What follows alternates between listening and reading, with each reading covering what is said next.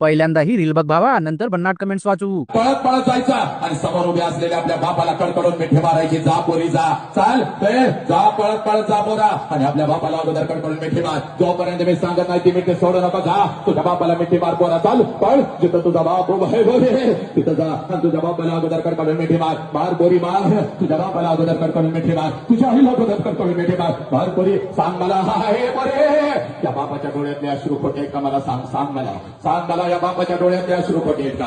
सांग या बापानं काय चूक केली कोरी? सांग, तुला लहानाचं मोठं केलं ही चूक केली का ग तुझ्या बापानं? सांग, हे अश्रू खोटे आहेत का मला पोरी? सांग या बापाला पोलीस स्टेशनला उभं करशील का? सांग, कुठला तर कुत्रा हरामखोर येणार साला बापाच्या छताडावर नाचून तुला घेऊन जाणार. तुला चालेल का पोरी? सांग मला पोरी, काय चूक आहे ग या बापाची? सरजी तुम्ही का असं येड झव्यासारखं करतात?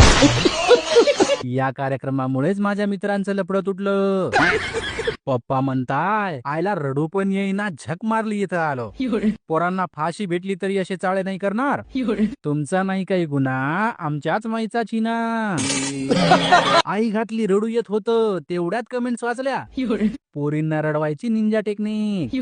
झुला झुल पोरी पण बाप को मत भूल पोरी. अशाच भन्नाट व्हिडिओसाठी फॉलो करा